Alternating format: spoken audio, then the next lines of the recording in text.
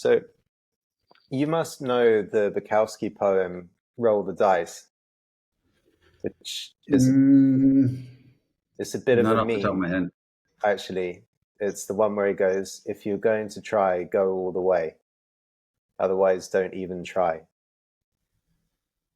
Okay. Yeah, there's a really cool YouTube video that's set to music, and they have a really great narrator that reads it. But basically, he's talking about going all the way, and it will lead to ruin and derision and ridicule and loneliness. And there's a couple of lines that are really, really good, where he says, "And you will be alone with the gods, and the nights will flame with fire." And the whole thing is about this artistic spiritual quest of absolutely zero compromise. Surprised you don't know it, actually, really, by hand. I In don't know too much. in light of your message, which I think has similar, how do I say, you implore your reader or your listener in a similar way. You're going to try go all the way. Otherwise, don't even start. Yeah. I mean, just on a side note, I mean, like, I don't know too much of Bukowski's work. I know about his life a lot, but not his actual poetry. I don't know why. Because I do read poetry, but I don't read modern poetry. It's like I would never read a modern novel. It's like I try and connect to the past in some way. Anyway, that's beside the point. That's beside what you're trying to say. Yeah, I mean, the spirit of that poem has been with me. It's kind of with me constantly, and I've been thinking about it more and more recently, about going all the way, which So is. what does it mean? Like, how would you said in the creative artistic expression of yourself? Yeah, I mean, it's wide open so that the reader can interpret what going all the way means in the context of their own life, right? But I think if we're to put this on the table and say, Zan, are you going to go all the way in the thing that you know that your spirit needs to do, which very possibly you've already recognized? You inherently, I imagine, have a knowing of what that is. Are you going to go all the way? Are you not? Are you going to pull short? And again, big assumption here, but I imagine most people listening in, there's a part of them, there's something inside them that maybe they don't see it very often, but maybe they encounter it every single day, which is there's something you ought to be doing that your spirit needs to really be living. And the question is, are you? And are you going to do it fully? Or are you going to pull your punches and well, that's a good question. Kind of hobby it? So I'm bringing this up actually out of the whole series that we've done this year. The one piece that has stuck with me personally as an unanswered question is we ended up an episode and you said something about the place that you fear to go, or there's something in your creative process and it's like, oh yeah, but it is nice to, be around this, or not close myself away for extended periods of time, or be with my woman or with my close circle of friends, or, be in my room with my books. But there's a way that I can distract myself in the world of emerging information, right? And so I've been wondering in your case, what is the place that you fear to go? And I'm also wondering in my case, what is the place I fear to go? And so what about this question? Are we going all the way? What is all the way? Ooh, that's a great question. Yeah, as you know, that the thing I've been talking about for years and been fascinated by it is motivation. Why are we motivated to do anything? And I've talked about it a lot. Are we motivated by legacy after we die? Not really. Are we motivated by helping others? There's something in us that is driving us, right? Thing I'm afraid to go all the way. Well, I'm sitting in this question because I do feel, I mean, we've done a lot of things, Jordan, over these years, and we've said a lot of things, and we get a lot of messages, certainly from men that say, you know, it really helped me a lot, this and this and this. And that's not it. For me, we could be content. And I learned a lot about women, and I could be content with that. Say, well, you know, I'm happy with that. I just exist. But I'm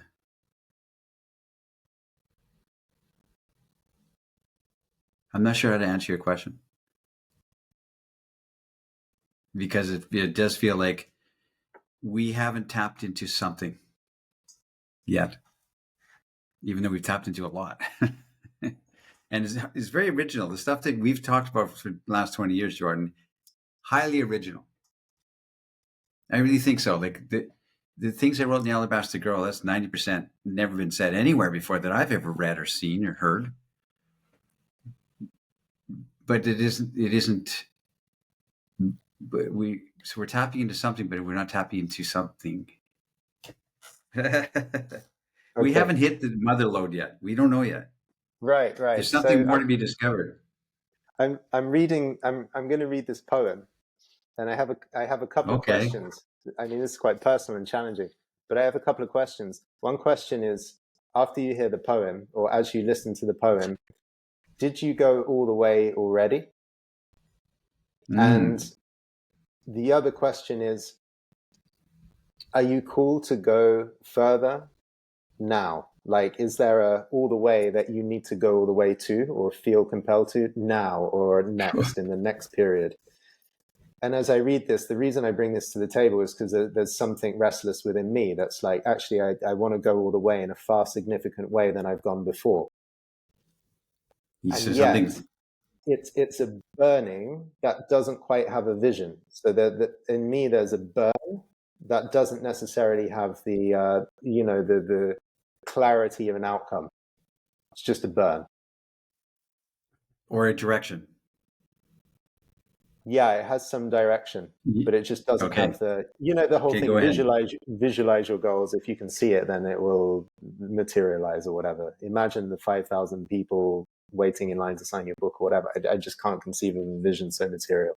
I can only conceive of the burning. Anyway, roll the dice. If you're going to try, go all the way. Otherwise, don't even start. If you're going to try, go all the way. This could mean losing girlfriends, wives, relatives, jobs, and maybe your mind. Go all the way.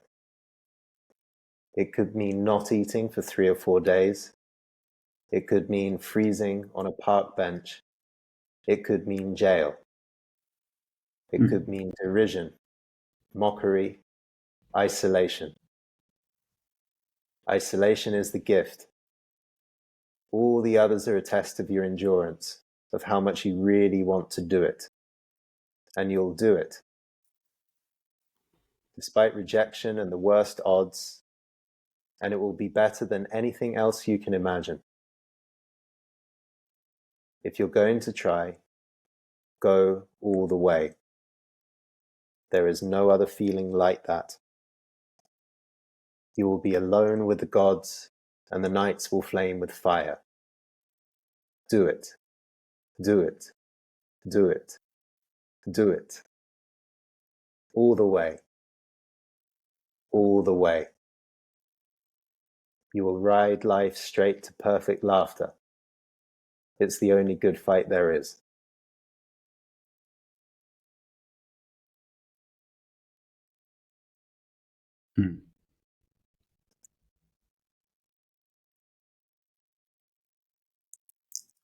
What occurs to me,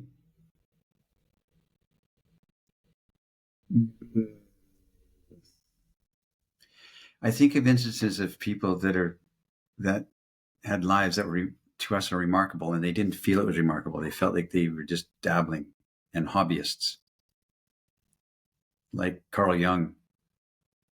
You know, some of his last writings, it's like, man, I tried to figure it out, and I didn't figure anything out. I was so lost in all my writings and all my thoughts. Annie Lamott, the writer, has this great phrase. She says, "Life is what happens when you're making other plans." And maybe that's all it is. Maybe your ambitions and that burning is in us, and we don't feel we've hit it yet. Like Da Vinci never felt like he hit it yet. On his deathbed, he said, "I failed God and man in my work, in my art." Da Vinci. So maybe you just always have this burning and you're heading toward it. Like, I remember seeing an interview with Elton John, and he said, "I really do think my best work is ahead of me." He's like 80 something. I think my best songs are coming. He feels that. And maybe you always feel that, and then you die. Because I do think that, you know, I think the books that I'm writing now, I have 2 books left in me, and I'm writing them both. I think that it's my best work. I think I like it more than The Alabaster Girl. And so you asked the question before the poem. You said, do you think that you went all the way and now you're sitting in the rocking chair and become an elder statesman and saying, I did that? No, I didn't ask that. I meant, did you go all the way in some period? Did you have the experience of going all the way for enough of a prolonged time to have that sense of, yes, I did it? And then the other question is there a part of you that burns to go all the way again? And within that, as you said in the other podcast, there maybe there's a place that you're afraid to go. And is that somehow wrapped up in this? Well, I think that's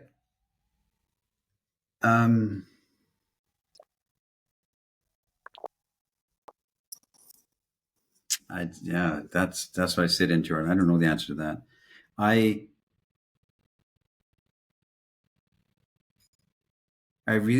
driven. I couldn't wait. I was just in London. I couldn't wait to get back here to my studio, so I could sit with this book that is tearing me apart, and look at it. And, you know, Hemingway said, "You don't write. You just sit at the typewriter and bleed."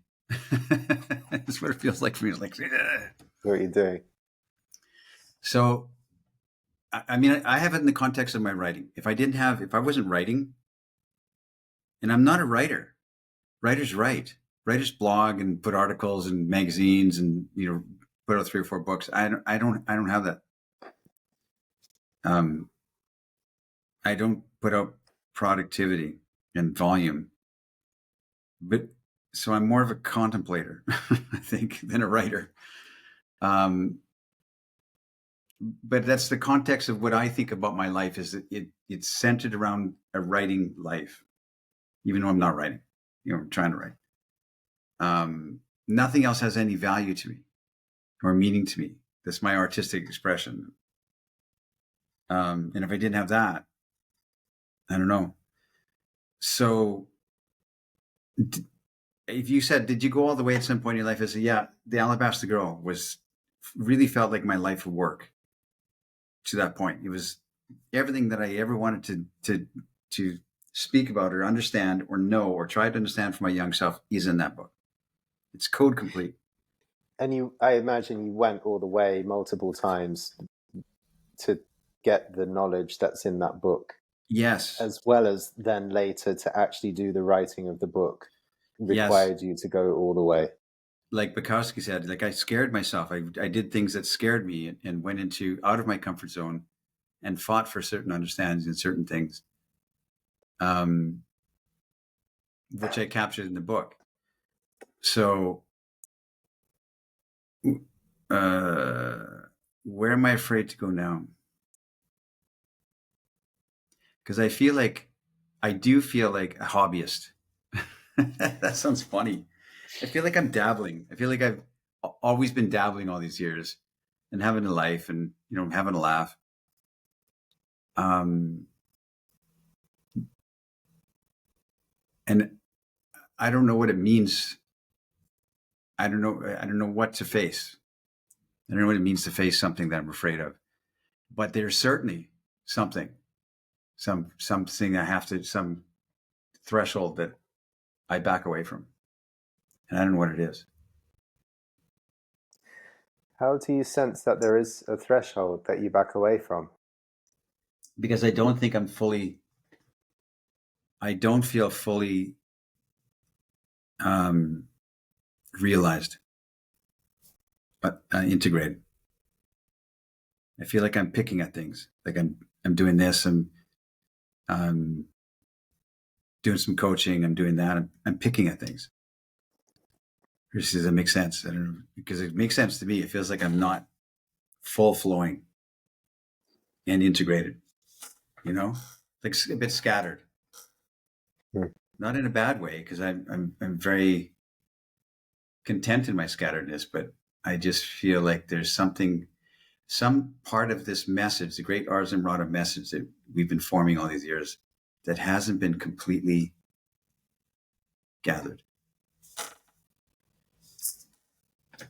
Yeah, So that's what I feel. you said before hobbyist. So is there a way where you gather or integrate all of your resources, inner, outer, maybe kind of professionalized, to give it a word, like you make your days about your writing or what you're creating in a less hobbyful way or some other more focused way? Yeah, I don't know what that means. That's what I'm trying to say. It's like I feel like I'm dabbling. The things I'm doing, I'm dabbling at it. I'm not I'm not fully committed to. I say I'm reading books in my library and stuff like that, but I'm not fully committed to it. I'm doing other things, and like I said, maybe that's life. Um, uh, I just don't. I think that I haven't perceived something. It's more perspective. It's more of a. It's more of a consciousness. And I haven't. I can detect that there's something out there that we haven't described yet, we haven't touched yet, or we've been dabbling or picking at, and I don't know what that is. Something artistic or something in the creative side of things, or some epiphany, maybe. I don't know. I don't know. I mean, I'm fascinated by, for instance, like AI and ChatGPT. I sat with ChatGPT last night for like 3 or 4 hours. And you know what I was asking it? This is how my mind works. When I was 19, 18, 19, I was fascinated by math, and I'm bad at math. But patterns are just fascinating me. I thought the patterns, and I invented a way to, sounds very abstract and stupid, but I invented a way to do a magic square 7 by 7, which is 1 to 49. To put the digits in there, 1 to 49, so it all adds up to 175 this way, 175 this way, 175 this way. And I knew how to make that magic square, but also to have the short diagonals, so they wrap around, and they're all 175 too, if that makes sense. Anyway, it's a perfect magic square. And I invented an algorithm before computers, really, that says you start with your empty 7 by 7s, and you put a 1 in the first column halfway down, and you do a knight's move. I figured out the way a knight would move. So 1 up and 2 over, and you put a 2. 1 up and 2 over, you put a 3. 1 up and 2 over, you put a 4. And you keep going. And if you go off the end of the square, you wrap around to the bottom again. And if you run into on number 7, you can run into that there's something already occupying that space. So you go down and left. I did this by hand, figuring out, and then you continue, and you go to 149, and by the time it's filled out, every single thing, every angle, and every diagonal adds up to 175. It's a perfect magic square. I invented an algorithm. So last night I was on ChatGPT and Claude, which is Anthropic, and Gemini, which is Google's, and I asked all of them, here's my method. Can you give me a Python script that would generate, a magic square 7 by 7 or 11 by 11, whatever? that adds up all perfectly. And it gave me a Python script. And then I said, is it an original method? Does anybody in the history of your database, of your knowledge, come up with this night square move and down, you know? And they all said, no, this is original. You invented this. so that's what I did for 3 or 4 hours last night. That was me messing about for no reason other than my curiosity. And I'm not sure why I brought that story forth, except that going all the way, the place you're scared to go. yeah, the dabbling thereof, you know? Right, right. Well, I mean, what strikes me is, on the one hand, there seems to be an image in your mind of someone who doesn't dabble and perhaps is more focused. But I guess the question is that a real image? Is that only your perception? So are you true when you say, oh, actually, I'm a hobbyist and I dabble too much and I could or should maybe be more focused? Is that the truth? Or is your image that there Yeah. is a very focused, professionalized person, is the image erroneous? That you should be that you could be some way other than you actually are in this Well, regard? Jordan, when somebody comes up to you and says, you know, Jordan, your work that you've done and the writings you've done and your coaching has really helped me a lot, I imagine there's some part of you that academically nods your head and says, yeah, that's good. I'm pleased. But there's also, I expect, part of you that's thinking that you haven't nailed it yet, that there's something more I to be mean, I had an expressed. interesting experience just reading this poem out, actually, which I didn't expect. So I pretty much tick off all these lines. Like, luckily, I've not been in jail, but I have not eaten for 3 or 4 days, that's for sure, or I've only eaten rice and beans. Um, Freezing on a park bench. When I was in Panama, I did a long trip I was in Mexico over the winter and then went through Central America and got to Panama. And when I was in Panama, I had two items of footwear. One was the Havaiana flip-flops and the others were a pair of Toms, if you know those. They're like espadrilles or alpargatas, they call them in Spain. It's like the bottom is made out of straw and then the rest is just like this cotton slip-on thing. Fabric, And I went from Panama up to Panama City, up to Boulder, Colorado, when there was still snow on the floor, with the same wardrobe that I was wearing in Panama. And I didn't really have the cash to buy anything else to put on. So I had actually like one zip up jacket and I was wearing cotton Toms with no socks up and down this high street that had snow basically on both sides. And I've definitely lost girlfriends, jobs, and my mind being part of this journey, like having such a focus of this is where I'm going and this is what I have to do, that women would be like, well, actually you're too focused on that and like you've just gone. And I left them or they left me or my path took us or took me in a different direction. I mean, that's happened multiple times. And then derision and mockery is like, well, probably most of that happened behind my back, but I've definitely had some criticism about it. But these whole things, when he talks about isolation being the gift and you'll be alone with the gods and the nights will flame with fire, I know that so deeply.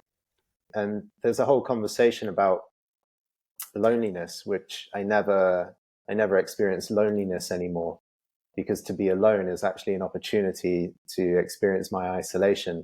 And therefore, within that isolation, I can start to have a communing with some kind of higher creative force. So I think if you really embrace yourself creatively or poetically, you take a poetic perspective on your life and yourself, there's not a lot of loneliness left to feel, because every moment of alone time is an opportunity.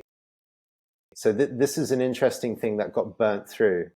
And then these lines, like, you will ride life straight to perfect laughter. I'm like, yeah, I get it. Because when I look back and think of the things that I've done and I laugh, or when I listen to some of my clients and hear where they are at in their lives, and sometimes my response as a coach is just to laugh at where they are, because it it's funny in a way that there's a cosmic humor or a perfection which they can easily come through. They can come through the suffering part of what they're in and realize that there's something beautiful or poetic about their situation.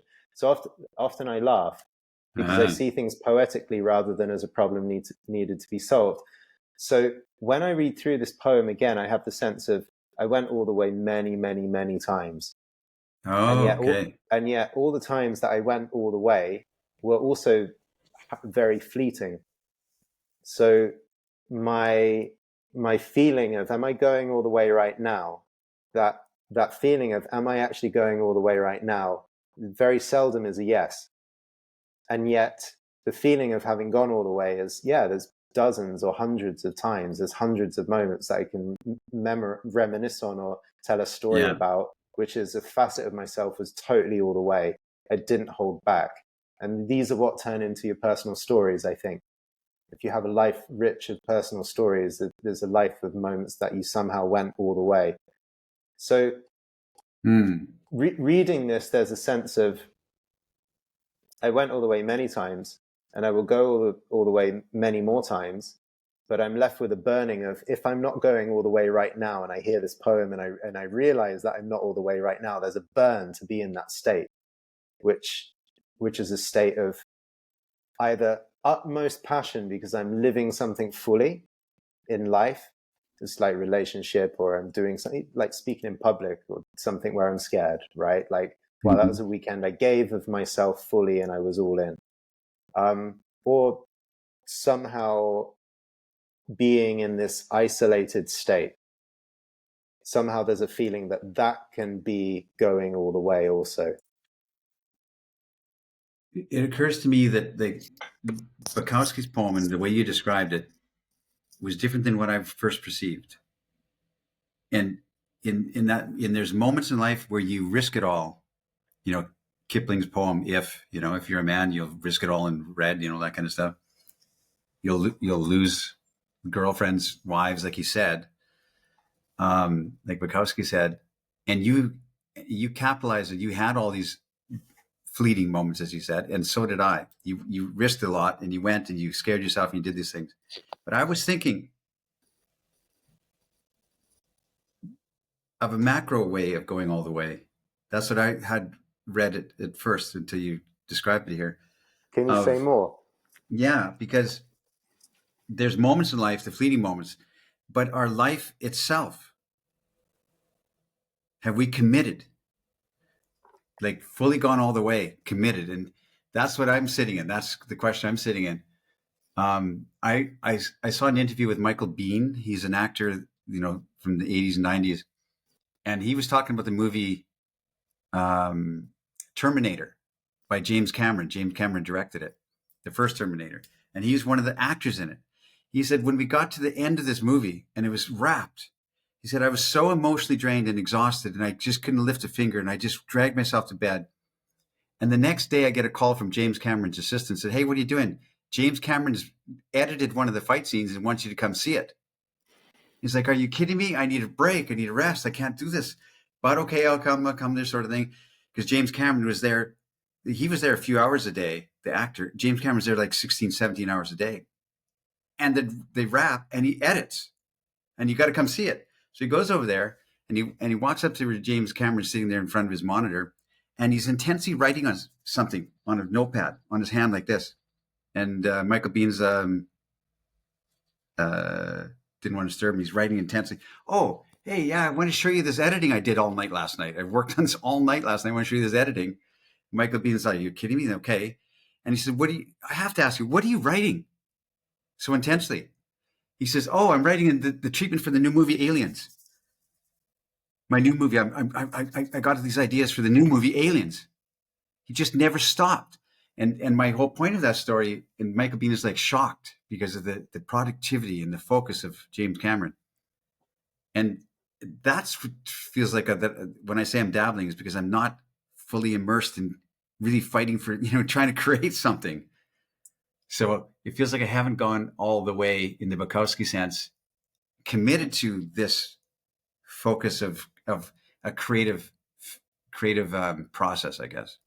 Mm. I'm like Michael Bean, like I need a break. I'm tired. Yeah, Incredible. I have that. I have that interpretation too, like of a full life commitment somehow that you're Yeah. pulling these miraculous days. I mean, you can certainly look at the underbelly of people do it all the time with the hustle culture these days, right? These are people that purport to be going all the way, but the way in Right. They're which they're just going all the busy. way or what they're actually doing is quite toxic for many aspects of their lives.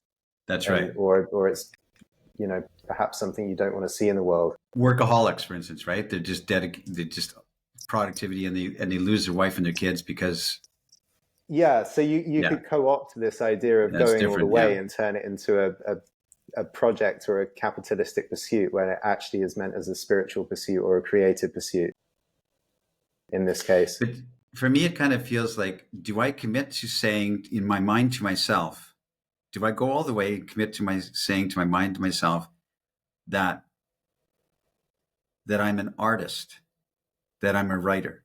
Because I feel like I'm dabbling or something. It feels like that. Do I really commit to that uh, information to myself? That I tell myself that? Because I feel like I'm just picking. I can't get over that thought. I'm just dabbling, like poking stuff now and then. And um, that's where the quest for me is like, will I ever feel like I was a writer in life? No, because I don't feel like it now. It's weird. Mm. And if somebody said anything about me, a eulogy, I would hope that they said he was a poet and a writer. But I don't feel like it. The writers write and they're James Cameron and they're putting out, and I don't beat myself up about it. I'm just curious about it. I'm really curious about it. Your question, the Bukowski poems, that makes me, am I fully committed to the forward momentum of the next phase of my life, for instance? Yeah. Because another day goes by and the, the, the sink overflows and you spent the day with the plumber. I mean, these, these things happen, but, Yeah, but it, but does that divert me from, and I get invited to go to London, when I was in London for 8 days. Does that divert me or does that add to my idea that I'm a writer? Right. And yeah. it's a perspective shift that I've got to come to. Are you going all the way because you're saying yes to these invitations, or are you copping Yes. out somehow And and I you need look at to do more? other writers like Roger Scruton was, the mentor to me and he wrote 40 books, whatever. Right. And I'm thinking, and I remember going to see him in Ireland and Cambridge and his home and stuff like that. When he was not talking to people, when he was like, we'd all have a break. He'd give a bit of a lecture sort of thing. And then we'd have a break and everybody's like milling about getting coffee, whatever. And you look around the corner and he's sitting on a park bench outside reading a book with a pen, underlining. Every minute he got, he was reading. Just that dedication to that. And maybe you never feel like like I don't feel like a writer. That's what I'm trying to say. And it's not because I'm not writing. I think that I look at his works and I read a chapter that he wrote. I'm thinking, wow, how is that beautifully written? Is that, I wish I could write like that. I wish I had the knowledge that he had in that chapter. What he wrote about is novel and interesting to me. And maybe he never felt like a writer either. That's interesting. That's kind of my thing. I don't feel like an imposter because I think I've done some things, but well, it's like, when would you ever call yourself a philosopher? Like, who can you call yourself a philosopher? Maybe if you studied a master's of philosophy, you could say, and you're teaching philosophy, you could say I'm a philosopher. But can you call yourself a philosopher? Can you call yourself an Well, artist? it's interesting. If you remember, we had a lot of Spanish friends come over. I mean, Javi still comes, but we used to Mm-hmm. have three of the guys would come every year, and stand on stage and say, yeah, I'm a sociologist and I'm Psychologist, a yeah. psychologist and so on, and we're in the field. Because once you have a formation in Spain, this has been your degree, then that's who you are by trade. So Ah, technically, if I was in Spain, I could flaunt myself as a philosopher, which means I have a bachelor's of arts in philosophy. But in the English language, I would never purport to such a thing because yeah. the opportunity for humiliation is so big, right? If I am What have you ridiculed in public in contributed front to of the everyone. to the human conscience? What have you contributed to the philosophy of thought, Jordan? Oh, so you just sit around all day thinking then? That's the prevalent Yeah. cultural attitude. Unless I've written 40 books.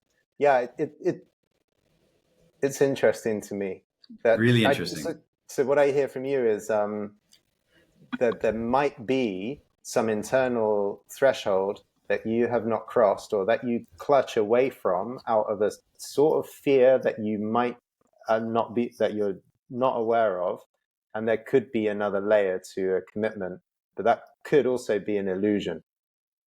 It's not a fear necessarily. It's more like what I get the feeling of is if I go that distance and commit all the way, like Bukowski said, there's no turning back. There's no dabbling, and there's no, you got to go.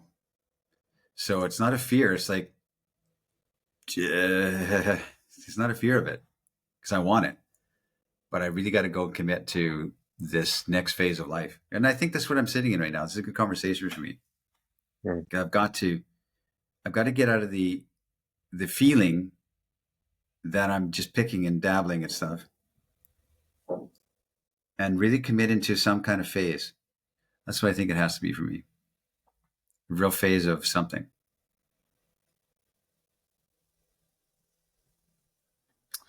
Yeah. What Quite I get know. curious about here is what the commitment actually looks like, because my hunch is that the commitment to going all the way, whatever that means for you or you listening, right? I think the commitment is a very internal thing, because I can imagine a lot of people. I could read this poem out on the top of a Scottish mountain, Braveheart style, and kind of fill all the men with bluster and also press on the shame within them that they're not going all the way, and so we need to roar down the hill. We'll go all the way for an afternoon, and then we're tired again, and we'll revert to pattern the next morning, which is to stay within the comfort zone. But at least we got all that energy out. It's like a poem or an idea against which we can measure ourselves harshly, but then the decision actually, am I going to commit to going all the way? I often wondered, January 1st, when we make a resolution or decide that we want to change, why is it that there were a few commitments in my life, and doing the Asa Marata program was one of them, because we've had thousands, I don't know, maybe 10,000 men sign up to do the Asa Marata Essentials program, which is still available, right, to all members. Yeah. You can take this and just read through and watch the videos, or you can do all the exercises like your life depends on it. And Correct. somehow I was motivated, and I've done dozens of online courses, but there's only been one or two where I was like my actual life depends on me succeeding in this And it course changed your life. completely, It right? changed So the trajectory of your life. so why this one, and why not that one? Yeah. And why did I succeed in this crazy goal of moving to this country and learning this language, but I completely failed in perhaps 100 other goals that I set, with good intentions on a piece of paper one morning over coffee, having a mindful designing my life moment. I'm very curious about the particular quality of the commitment that actually ignites this fire and this unswerving, I will do whatever it takes, and Me life be too. damned, get out of my way, because no one Yeah. is actually going to stop this thing from happening. Yeah, me too. So I'm sitting in too. It's interesting. But this is good. This is an inspiring conversation for me. That's what I needed to hear right now. I come back from London. I did some strong networking there with some interesting people. And so I come here. I just want to write this book and get it out of my system. And I don't know, what I'm trying to capture in this book. is partly what we're talking about here. That's the struggle. That's part of the struggle. To really try and nail something down that feels like it was said as opposed to alluded to. Like the Alabaster Girl felt like I said something. What I'm writing now feels like I'm alluding to something that I want to know and I can't quite capture it. That's why I'm struggling with it. Anyway, but I will put that out, if nothing else. I'll put out my illusion.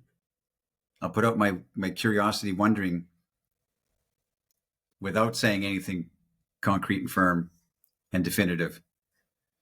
I'll put that out because then maybe that's what it has to be. So, yeah. But this is good for me.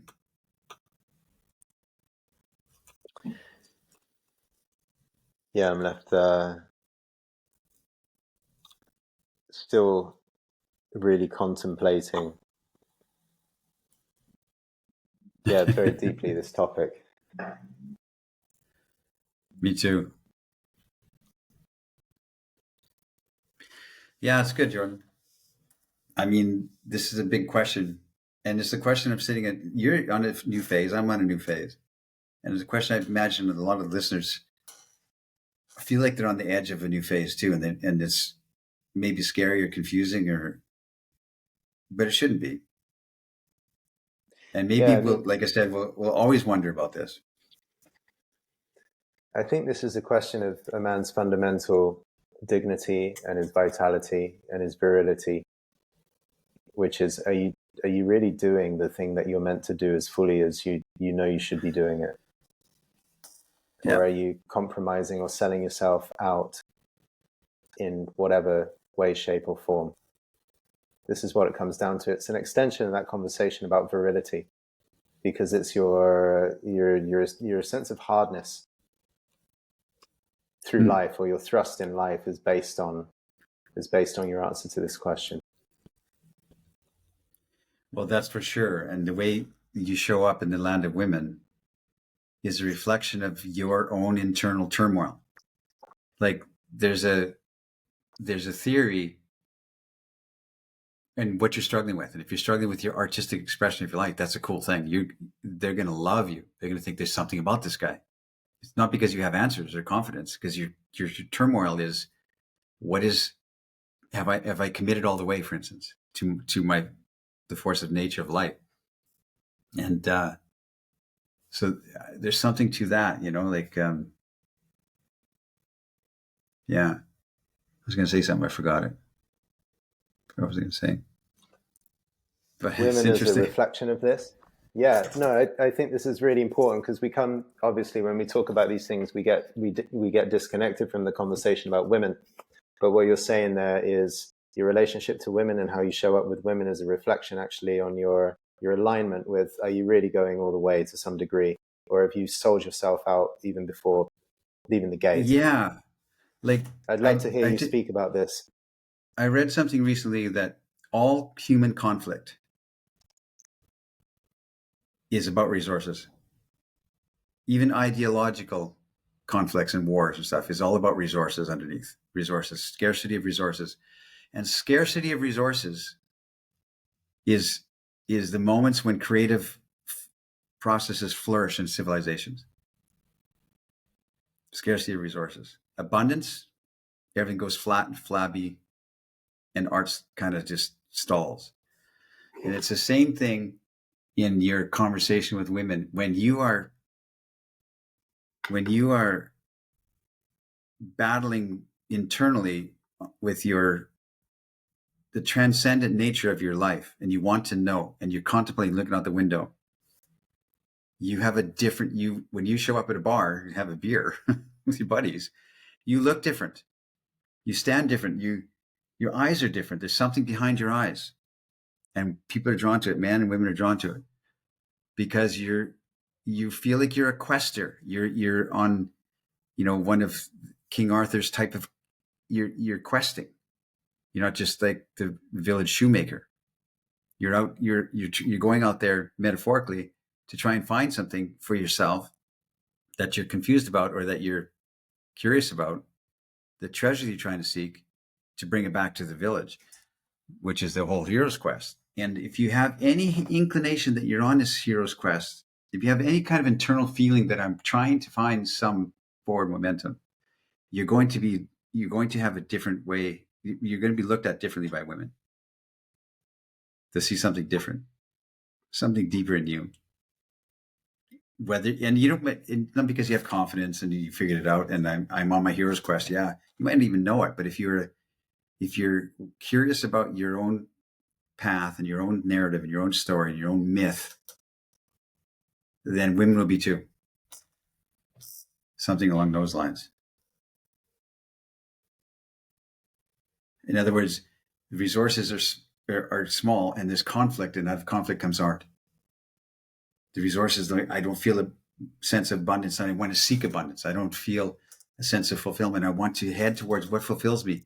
Is this accounting job or this working at the gas station, is that fulfilling me? And if not, then what does? I read Bukowski's poem. And have I ever scared myself or slept on a park bench or went someplace without money? If not, the gas station job is pays my bills and I'm content and I get to eat, food every night. But if there's any kind of burning or urge to see what you're made of, then you automatically are more attractive to women. That's what I'm trying to say.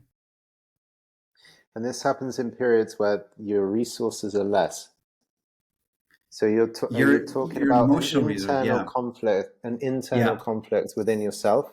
So the conflict plays out within inside of yourself. The resources are low, but there are enough resources for you to do something about it.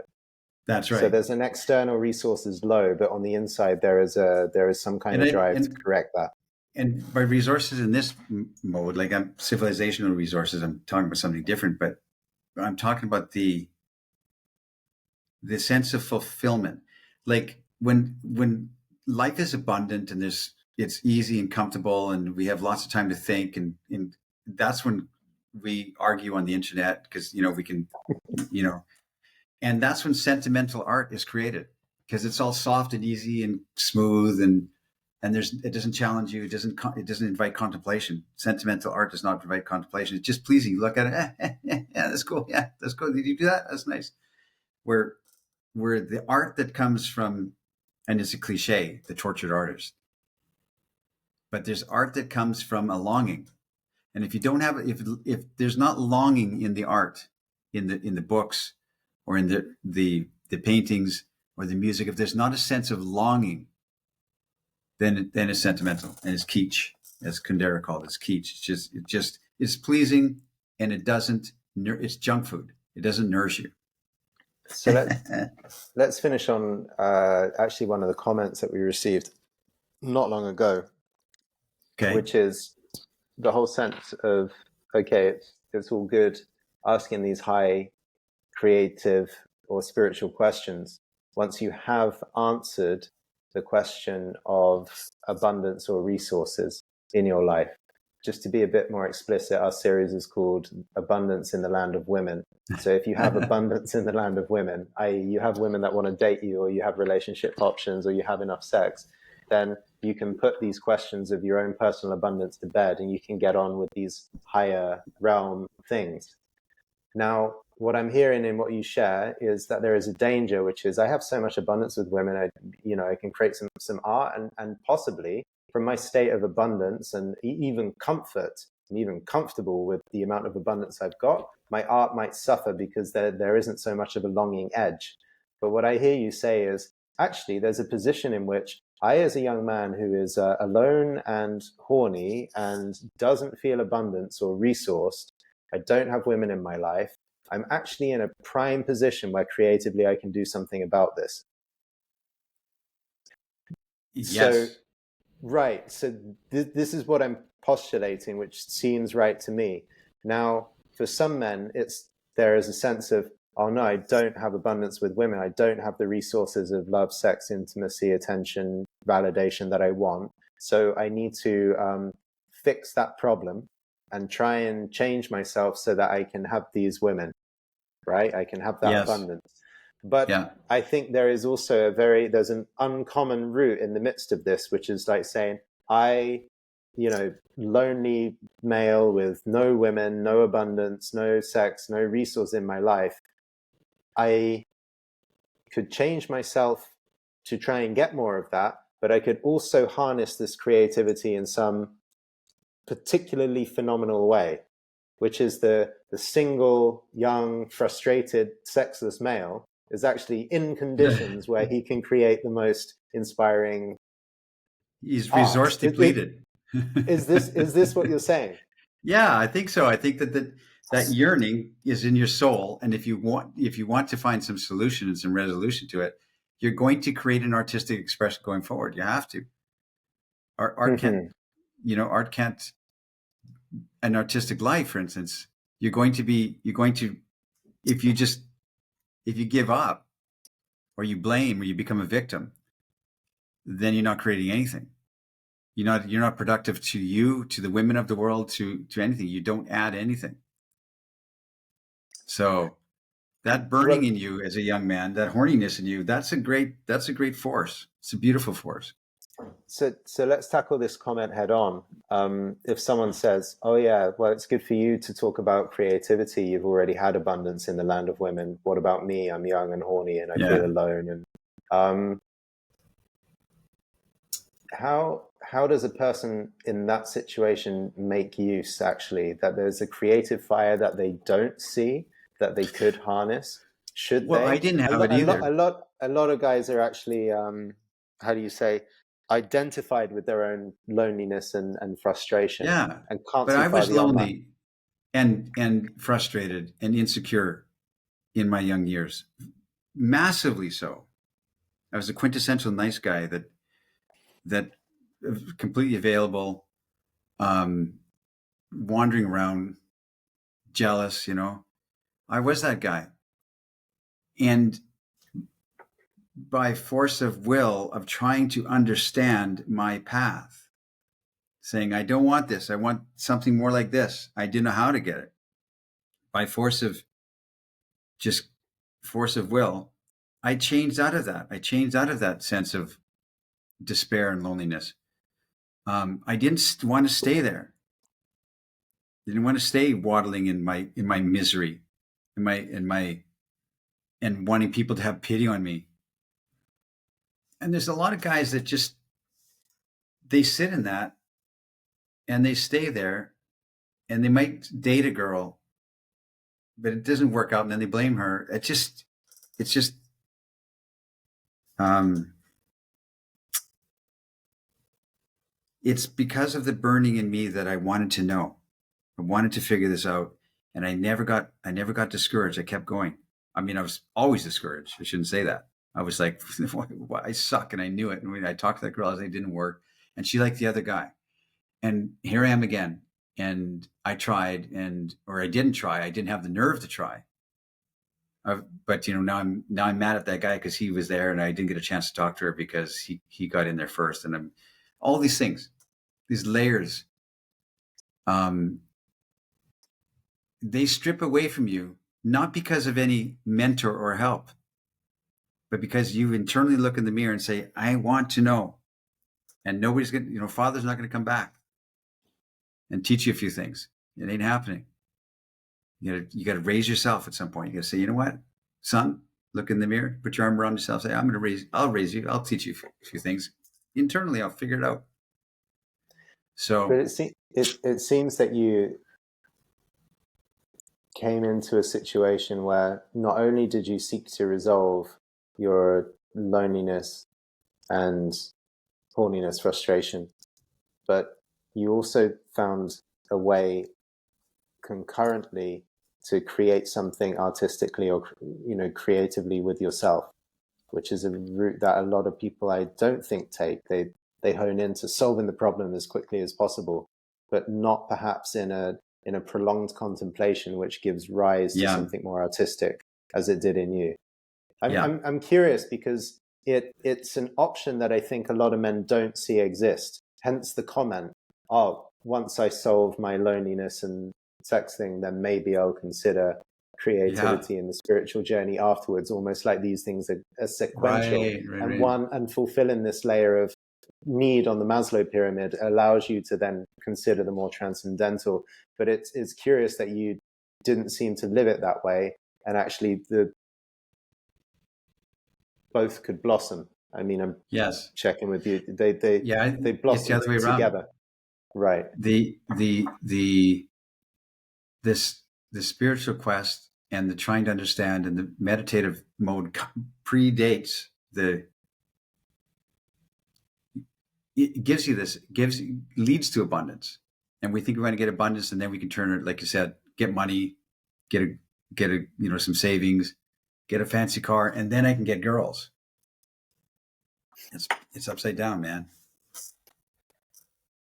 You're right. It's upside down. It's a different perspective, of course, as we always say. Yeah, Jordan. Interesting, man. This inspires me. I want to go write and become that artist that I wish I was. So I'm thinking of Scarface. He said, first you get the money, then you get the power, then you get the women. But you're actually saying that first you get the contemplation, then you get the creativity, and then you get the women. Then you get the women. And then power and money is further down the road still. You can get those too, yeah. Who knows? We're all trying to figure it out, All right. Let's wrap up here for this episode. Thanks for watching and listening. Come join our membership. Say a bit more, Zan, about the membership. We go to amorati.net, amorati.net. And we have this membership we've had for like almost 20 years now. We have gatherings. We have virtual gatherings. We have lots of conversations. We have a good group of men. We have salons. We have conferences. Come join and it's if you resonate with this archetype of what we're talking about, because it is an archetype, it's a certain type of man. If you resonate with this, come join us, because the spark pops out of the fire, and it glows red for just a moment, but without the gathering of the fire, it eventually goes out. So you need like-minded processes and like-minded thoughts surrounding you. That's what the idea of the membership is. I want to be surrounded by these ideas too. So beautiful. All right, thanks, Zan. Okay, see you next time.